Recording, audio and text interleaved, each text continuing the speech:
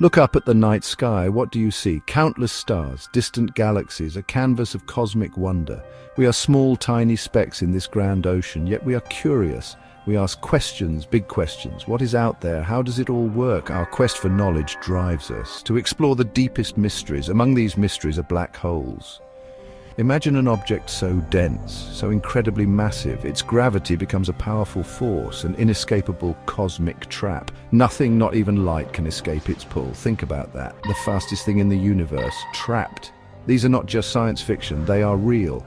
Predicted by Einstein's theories, observed in our universe. Why would we want to journey towards such a thing, a place of ultimate destruction? It sounds crazy, right? But we are explorers. It's in our nature. We want to understand, to push the boundaries of what we know. A black hole is the ultimate laboratory, to test the laws of physics, to see how the universe behaves at its most extreme. Our ship is ready. Our destination, the heart of darkness. Figuratively, of course, and literally. We are still far away. The black hole is just a concept, a target, a whisper in the cosmic wind. But its influence is already there, a subtle pull, a cosmic invitation. The journey begins not with a launch, but with a question: what lies within?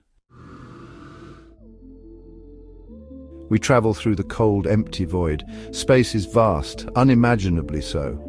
Our journey takes time. Days stretch into weeks, perhaps longer.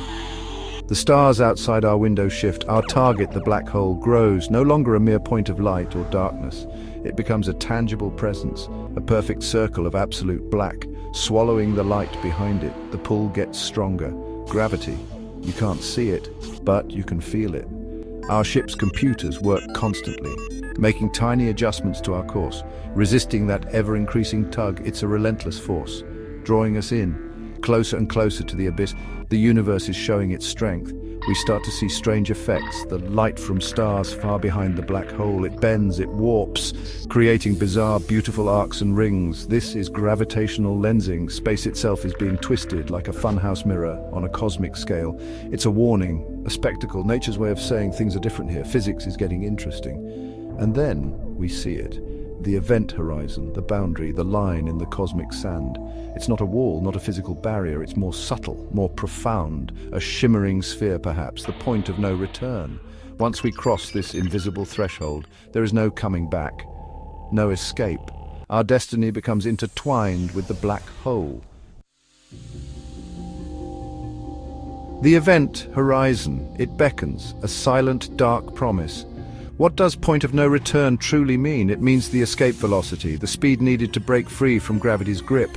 Here at the event horizon, that speed is the speed of light. Our rockets, our advanced technology, they are no match. The universe has set a speed limit, and here it dictates our fate.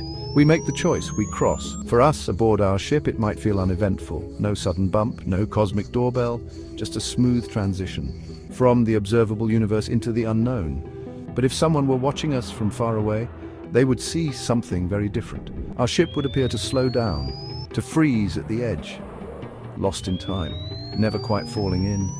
Now the real drama begins.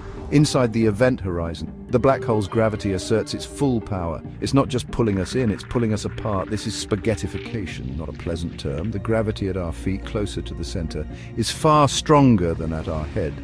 This difference in force stretches us, thinner and thinner, like a strand of spaghetti. And time gets weird, really weird, for us as we fall towards the center. Time might flow, if not normally, then at least forward.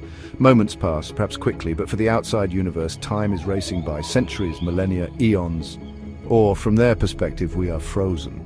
Time is not a constant river, it's a flexible, bendable dimension, especially here in gravity's ultimate playground.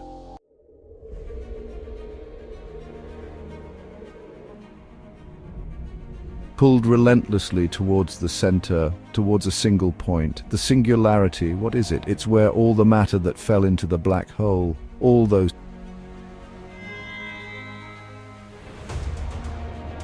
infinitely dense, infinitely small. These words barely capture the idea. Here, our understanding of the universe, our cherished laws of physics, they break down. Describes gravity. Quantum mechanics, which describes the very small. These two great pillars of modern science, they don't agree here, they clash, they give... Science admits its limits for now. So what happens at the singularity?